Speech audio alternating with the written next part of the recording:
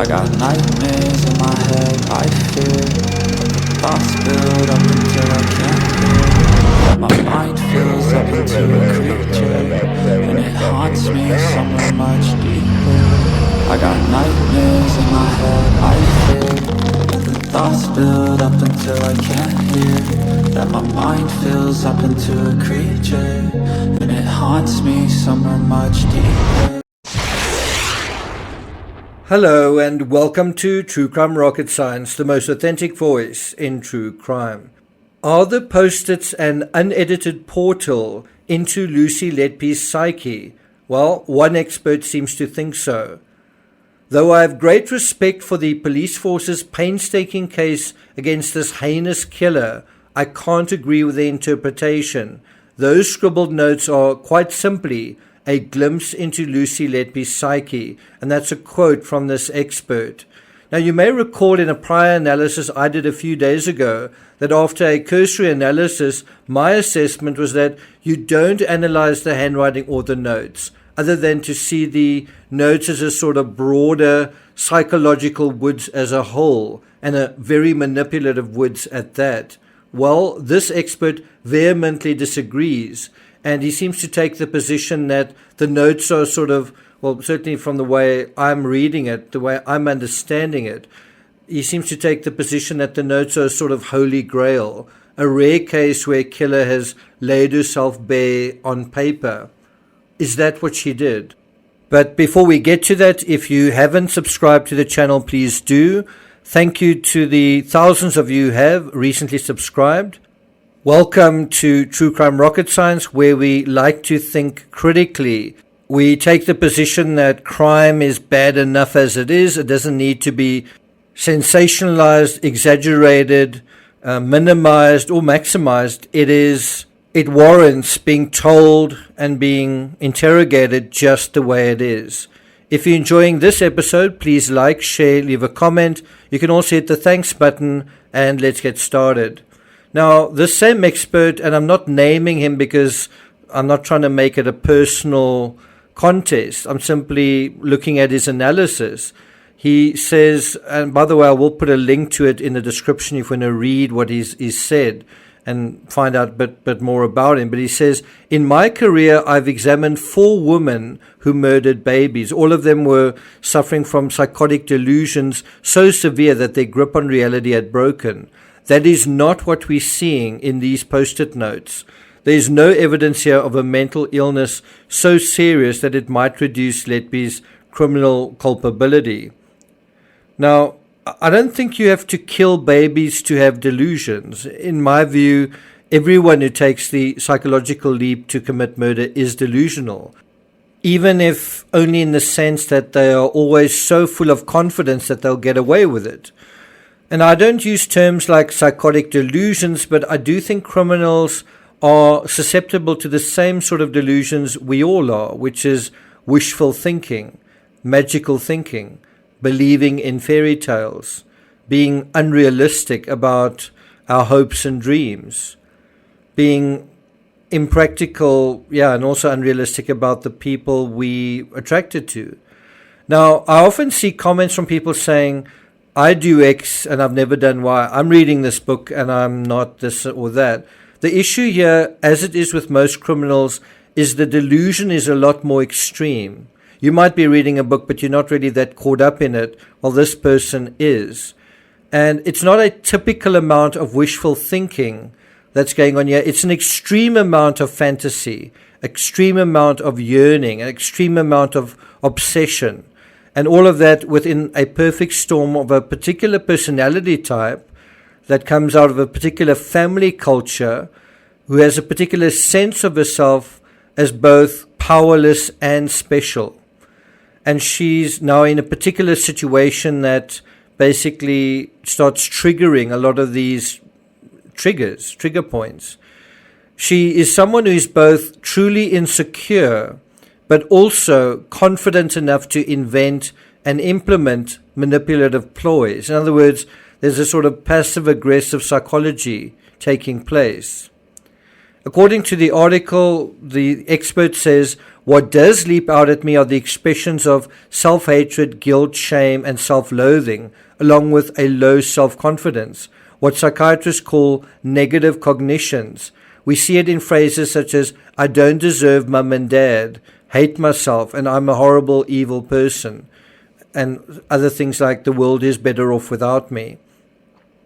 Now, I think what this expert is missing is that Lucy didn't just kill once or twice and then feel bad about it and then write these post-its. She killed at least 7 times and attempted to murder on at least 6 occasions on top of that. I highly doubt she made these 13 attempts because she was low in confidence or suffered from guilt or shame as a result of it. It's also important, and if you genuinely suffer from guilt or shame, if there's true remorse, well, then you're honest, then you admit what you did. If there's not honesty, well, then there's not true guilt or shame. It's also important not to simply look back in the rearview mirror and see 13 total attempts, 7 of which were successful, as a sort of package of actions. There was a time when she'd committed 2 murders and she could have stopped then, but she actually had 5 more kind of on the psychological conveyor belt, and 6 more attempted murders to go, and then she committed another murder, and then another, and another, and another. And so whatever kick she was getting out of this was something that there was some kind of psychological reward for her, which is why she did it again and again and again. Just a couple of hours ago, a person who calls himself Mike in Halifax left a fantastic comment, really insightful, in my opinion, very intuitive. And he wrote, "It dawns on me that the focus of her pleasure from murder was partly to torture the parents, not the baby per se.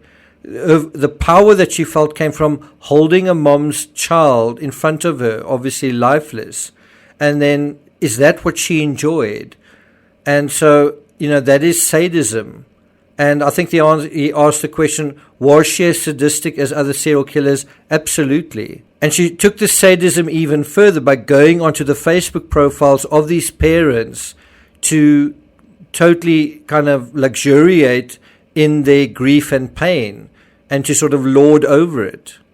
And you can kind of imagine during that point where a baby had died and the parents didn't know that, she knew she was going to literally swing their lives, their entire emotional state, their entire futures, like a pendulum from one end to the other. And it was all due to her. Do you think she liked that feeling? Well, she must have, for her to have done this over and over again. And you can imagine also the fact that she targeted those triplets. There may have been a sense that this was a really special situation. This was a very special couple. And she wanted to destroy that. She wanted to be above that and in control of that and get a sense of her own importance interfering in that little ecosystem of family joy. And again, one wonders to what extent did the overparenting of her own parents, constantly interfering in her lives, play into the psychology of her interfering like some kind of not benign God figure in the lives of these parents, all of these successive parents. So from my perspective, this expert completely misses the motive behind the post-its, which is very likely that she wished to mitigate her sentence by seeming to be mentally ill or incompetent in some way. And by the way, I was going through her testimony. I actually wanted to deal with her testimony in this episode, this analysis. She actually mentions competency in her testimony, which means she wants that to be under discussion. And, that is actually what many contemporary murderers in America, female murderers, have tried and failed to do. Letitia Stalk and Laurie Vallow, just within the last, basically, year, with their trials coming up, they wanted their competency to be evaluated and in some cases more than once. And that is exactly what she wanted as well. Don't try me as a competent person. Try me as an incompetent person, and then I can get away with it. And of course, when she's at work, well, then she's completely competent. And she's trying to get the doctors to see that and appreciate that. Anyway, the expert says down the right-hand side of the green note, she has added annotations in capital letters: no hope, despair, panic, fear, lost. I doubt Lucy felt so hopeless and so depressed that she was unable to holiday in Torquay with her folks, and that was just prior to her arrest. Just before she was arrested, she went on holiday with her parents. I don't think because she felt despair, panic, fear, and lost. Most people don't go on holiday when they feel that way. Also, some of the photos of her out socializing don't suggest someone haunted by her actions. Also, you don't go and have an affair when you're feeling, all of those feelings. Now, returning to this expert's article, quote, two overlapping reasons combine to explain such outbursts. The first, though this is in no way diminishes the wickedness of her actions, is a modicum of awareness that what she has done is too terrible to imagine. She says, there are no words, I'm an awful person, I pay every day for that. And then he talks about that she must be feeling conflicted, she must be feeling guilt, and so on. He also says, there wasn't enough guilt to stop her from continuing to kill, nor enough to make her admit what she had done during the trial. And so what he seems to be saying is that doesn't mean that there wasn't a sliver of guilt going on, which is why she wrote these post-its. Do you agree with that? I think the expert touches on an authentic chord here, where he says she didn't have enough guilt to admit what she did during her trial. But this is exactly why the post-its are disingenuous. Do you see that? We know Lucy tried to falsify records. We also know that she tried to blame her colleagues and, put the blame on the dirty conditions in the hospital. We can see that she would go to some lengths to coercively control those around her, including false declarations that she's being victimized, and yet, she even got her bosses to demand apologies from her peers. And this is why you can't see things like handwriting or body language or any particular piece of evidence in isolation. When you're a forensic psychiatrist, then don't you have a particular hammer in your toolbox and everything starts looking like a nail? Anyway, the expert goes on to say, I doubt whether we will ever fully understand her. Because she will never leave prison, she's unlikely to get the kind of intensive psychiatric support that could lead to real remorse. Without that, it's very unlikely she could have an epiphany that explains what she has done. The only insight into her poisoned, twisted mind that we are ever likely to have lies in these bizarre post-it notes. Really, the only insight we're going to get into her mind is from these notes. To me, this feels like a very defeatist approach, once again, of unless the criminal takes us by the hand and walks us through their thought process and tells us why they did what they did, we'll never understand. And you've kind of got an expert telling us that. It's strange. I've got a lot more confidence that we can figure cases out and we can figure criminals out. One way that you figure them out is by covering a lot of different criminals and establishing a psychological pattern. And then it's not so hard. It's not such a untraveled path. In conclusion, I want to be clear that looking at the books Lucy read, that's not going to provide a definitive answer to her actions, but it is going to provide a fragment of perspective. Looking at the idea of her having an affair and that causing her to lose touch with reality isn't going to provide the full and final answer to her thought processes, but it is going to provide big pieces to the psychological puzzle regarding her motive and motivations. Looking at the fact of her upbringing, the fact that she's an only child with doting, very overprotective parents, and meaning that she grew up in a very artificial cocoon, that is a very big piece of the psychological puzzle, perhaps the biggest. But again, it's still only one piece of her psychological pizza. And you can see that each time you place another fragment into context, the psychological pixels sharpen. The trick is being able to see the details within a larger perspective and to keep, in a way, changing your perspective and accumulating pieces of this puzzle, and then also know how they fit together. And not many people can do this, including and often especially self-proclaimed experts. Reading your comments, and I often read a lot of your comments, I often respond to many of them as well. What I notice, I'm very pleased to see that many of you get where I'm coming from. You understand my approach, but there are also some of you who seem to think, for example, when I talk about books, that I'm saying, this is the reason she committed murder. No, it's part of the reason. Or if I'm talking about her parents, they the reason. No, it's part of the reason. Does that make sense? We're trying to piece it together, and these are just some of the pieces.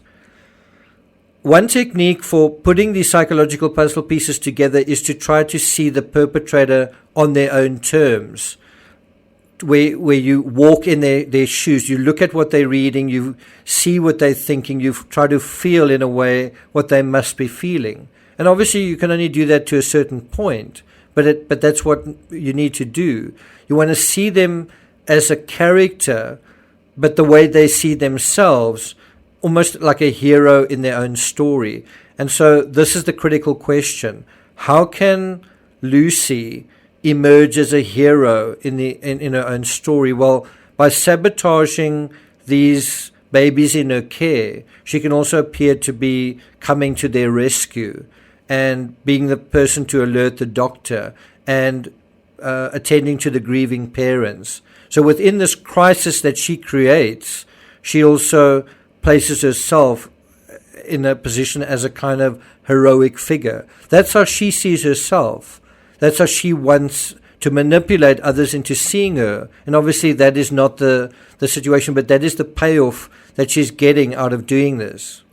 You only see this when you take an inside-out approach. This always delivers many more jackpot insights than the outside-in approach, which is what most people do. It's typically about sticky taping labels onto the latest case. It's superficial, it's very quick and easy, and it really oversimplifies and is reductionist. But most people do it, and it just isn't really authentic. Intertextually, Jodi Arias is a good example of someone who did something like Lucy, where she, instead of writing post-its, manipulative post-its, she lied into her diary, and because she knew her diary would be used as an exhibit at trial, and it was. She also left a staged voice message pretending to believe the boyfriend she just killed was still alive. Before. You're starting to gear up. I know Leslie called you, so I already talked to her, so you can call her back if you want, but it's not necessary.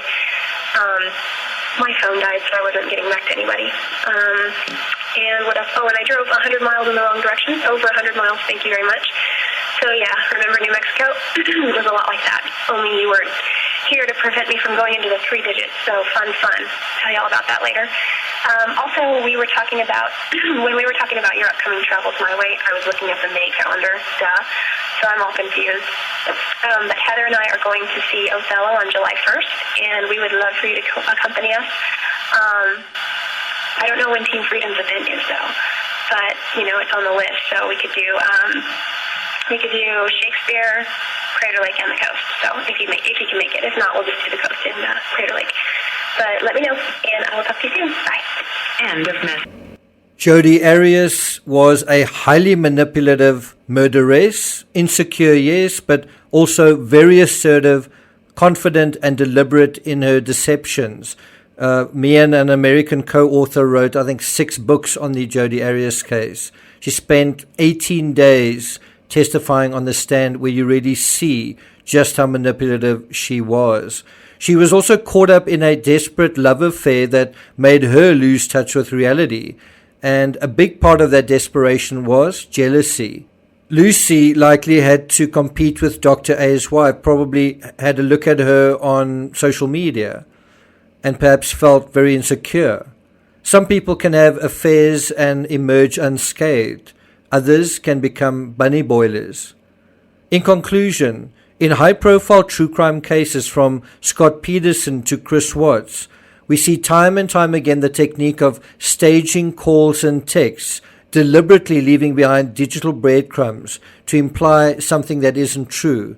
It's manipulation. And so do you see these post-its were Lucy's staged texts? Does that make sense? Thank you for listening, and I'll see you guys next time.